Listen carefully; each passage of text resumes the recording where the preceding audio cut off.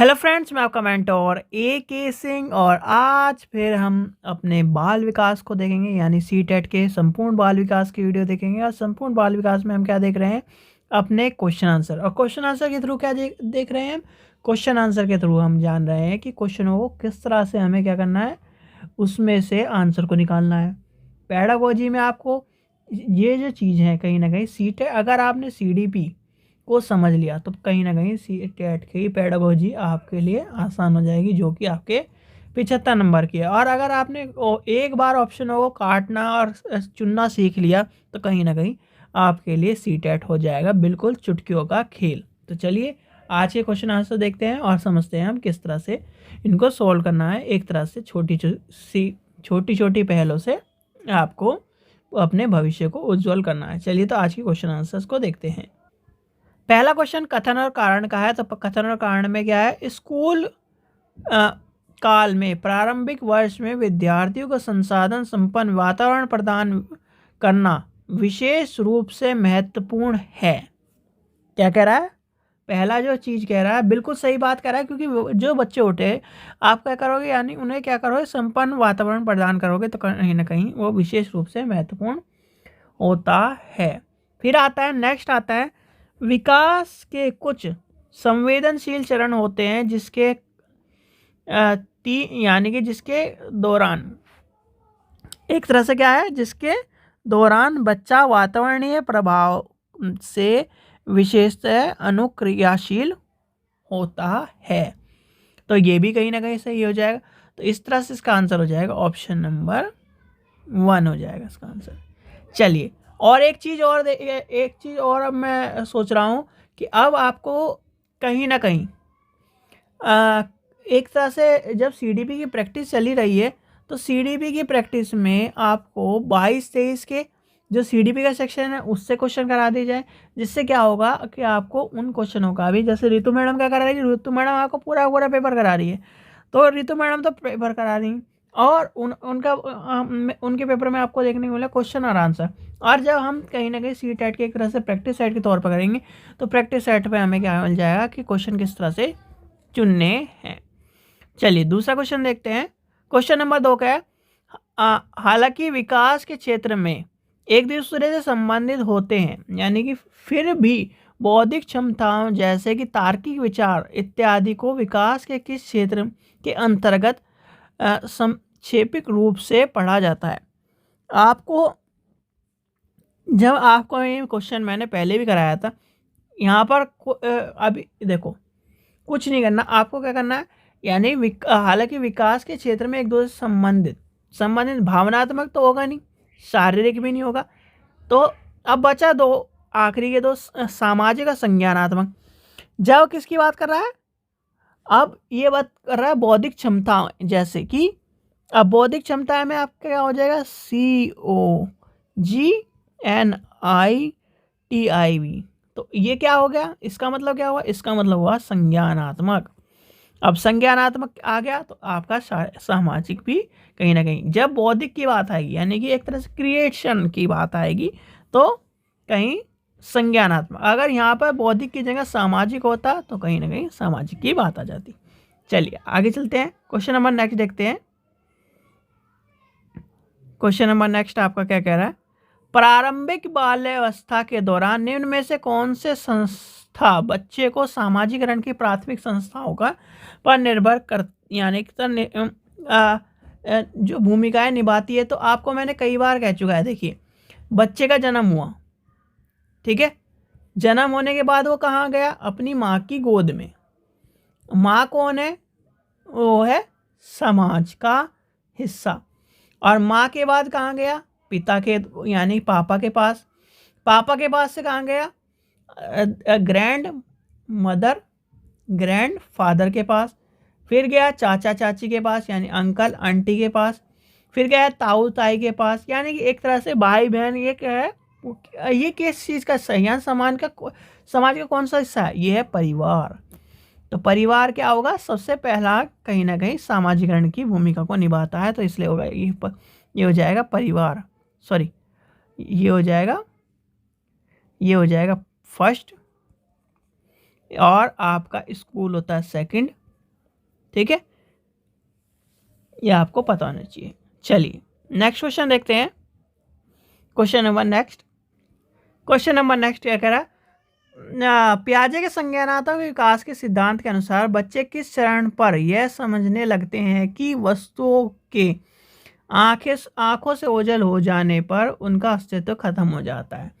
यानी कि आपको मैं बैठा दूं ट्रेन में, ठीक है, यानी कि ये मान के चलिए रेलगाड़ी है, इसकी आपने खिड़कियां देखी होंगी। अब आप बैठे हो खिड़की पर, यानी कि सब बच्चे ने यही जिद की होगी कि मुझे खिड़की पे बैठना है, खिड़की बैठ गए।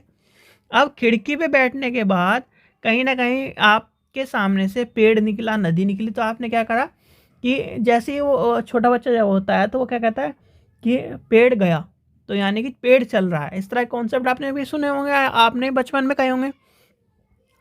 अब ये कॉन्सेप्ट क्या कहता है, ये कॉन्सेप्ट किस बारे में बात कर रहा है बताओ। ये कॉन्सेप्ट आपके संवेदीगामी, यानी कि आपका संवेदीगामी कब होगा, ये अवस्था। और ये अवस्था क्या है, इसमें आपका 2 वर्ष, यानी कि वस्तु स्थापिता विकसित करने वाली बात जब हो जाती है, ऑप्शन नंबर हो जाएगा 2। ठीक है, ये तो आपको पता होंगे कि आपको मैंने बताया 2 से 7, 7 से 11, 11 से 15। ठीक है, तो ये आपको पता होना चाहिए। तो ये कॉन्सेप्ट आपने सबने अपनी लाइफ में कहीं ना कहीं महसूस किया होगा, और कहीं ना कहीं आपने भी कहा होगा कि मम्मी पेड़ चला गया, मम्मी क्या नाम नदी चली गई, इस तरह की कहानी आपने भी कही होगी आप बचपन में। अगर याद ना हो तो अपने पापा मम्मी से पूछिए। चलिए क्वेश्चन नंबर 5 देखते हैं। कंकड़ों से खेलते हुए एक बच्चे को यह खोजता, यानी कि यह खोजता है कि 2 कंकड़ के 2 समूह मिलकर 4 कंकड़ का एक समूह बनाते हैं। बच्चों के द्वारा किए गए यह अनुभव क्या दर्शाते हैं। अब किस तरह के कॉन्सेप्ट आ गया, उसे संरक्षण की बात आ गई, यानी केंद्रीकरण नहीं हुई, आत्म केंद्रीकरण या वस्तु स्थापिता नहीं हुई। वस्तु स्थापिता कब होती है बताओ, ये हो जाएगा संरक्षण, यानी कि ऑप्शन नंबर, ये हो जाएगा ऑप्शन नंबर पहला। चलिए आगे चलते हैं, नेक्स्ट देखते हैं। क्वेश्चन नंबर 6 देखते हैं। निशा अपने गृह कार्य को पूरा करने में सुनिश्चित करती है कि ताकि गृह कार्य पूरा ना होने के कारण अध्यापिका द्वारा शर्मिंदा किए जाने से बचे। यानी कॉलर वर्क कहता है, नैतिक विकास की बात करता है, वो कौन से इसमें इस तरह का तर्क की बात कौन सी चरण कहता है उसका, तो उसका चरण कहता है, आपको बताया था मैंने कि जब वो क्या कर रहा है उसको ये सोच रहा है, आप ही बताओ, आप सोचते हो कि मैं अपने नंबर बताऊंगा, चाहे आपके मान लीजिए क्लास में मान लीजिए आपके 55 नंबर है, यानी 55% है, औरों के आपसे ज़्यादा है, तो आप क्या करते, और किसी को आपके नंबर नहीं पता, तो आप क्या करोगे बताने से कि यार ठीक ठाक सी हैं, ऐसी कहीं ना कहीं आप इस तरह करने लगते हो, या फिर आप ये कह देते हो और बढ़ा चढ़ा के कह देते हो।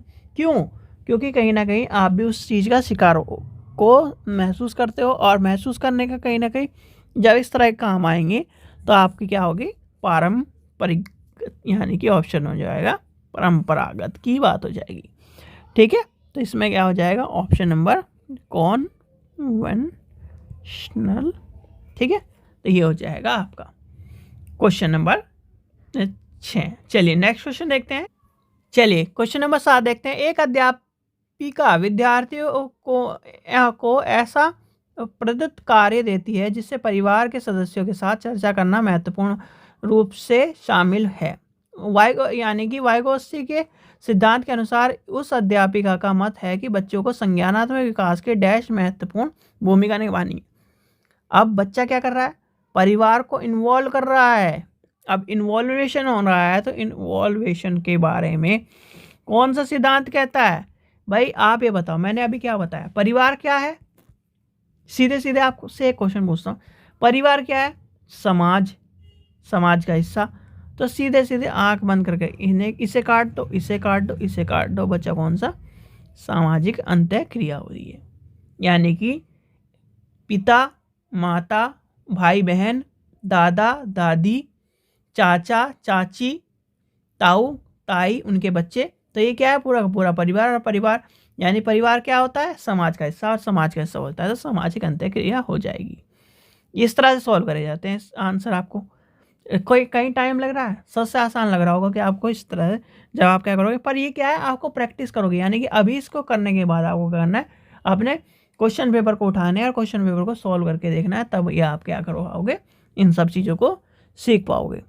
चलिए, वाइगोत्स्की के विचारों से सहमति रखने वाले अध्यापक को निम्न में से क्या करना चाहिए। अब क्या करना चाहिए, किसी भी परिस्थिति में विद्यार्थियों को संकेत या इशारे देने से बचने चाहिए। बिल्कुल गलत है बात है, ये संकेत और इशारे महत्वपूर्ण होते हैं। किसी भी समस्या पर काम करते हुए अपने विचारों को मौखिकरण करने पर विद्यार्थियों को हितोषित करना चाहिए, ये भी गलत बात है। विद्यार्थियों के बीच चर्चा और वैचारिक बहस को बढ़ावा देना चाहिए। बिल्कुल इंपॉर्टेंट क्वेश्चन है, आप ही में से मैं यानी कि अभी हमारा 1 में चल रहा है, ठीक है। अब आप क्या हो, क्लासरूम में जाते हो, आपको कोई चीज़ समझ में नहीं आई, आपने हाथ उठाया, मैडम से पूछा कि मैडम ये समझ में नहीं आया, मैडम ने तो क्या करा, दोबारा समझाया।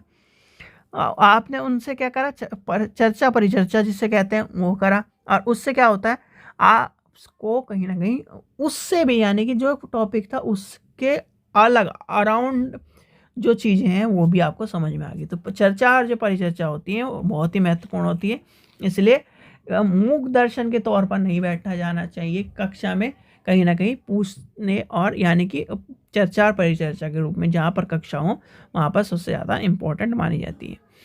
क्वेश्चन नंबर 9 देखते हैं। वाइगोत्स्की का मत है कि उच्चतर क्रम की मानसिक प्रक्रिया डैश के द्वारा समालोचित होती है। तो क्या हो जाएगा, यानी कि इसका आंसर क्या हो जाएगा, इसका आंसर हो जाएगा सबसे पहले मनोवैज्ञानिक उपकरण, यानी पुरस्कार दंड कभी नहीं होता, अनुकरण नहीं होता। ये क्या है, आपके नेगेटिव और नेगेटिव, यानी कंटेस्ट करना मना करा था आपको मैंने, पुरस्कार दंड देना नहीं है हमें किसी बच्चे को। आप बचा कौन सा, मनोविज्ञान, यानी कि ये सारे के सारे क्या है आपके नेगेटिव हो जाएगा। चलिए लास्ट क्वेश्चन देखते हैं।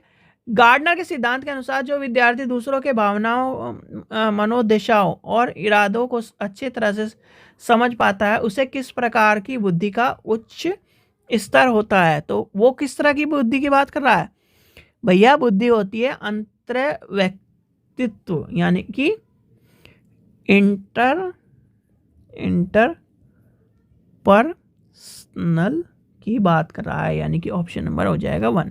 ठीक है बच्चों, ये थे आज के आपके सीडीपी के क्वेश्चन, यानी कि संपूर्ण बाल विकास के क्वेश्चन। और संपूर्ण बाल विकास के क्वेश्चनों से आपने सीखा कि कहीं ना कहीं ऑप्शनों को किस तरह से चुनना है, किस तरह से काटना है। और अगर आप ये सब चीज़ सीख गए तो कहीं ना कहीं आपको प्रीवियस ईयर के क्वेश्चन पेपर जब करोगे आपको बहुत सारी चीज़ें देखने को मिलेगी। आशा करता हूँ आपको वीडियो पसंद आए तो लाइक करें, चैनल को सब्सक्राइब करें, वीडियो को ज़्यादा शेयर करें। Thank you.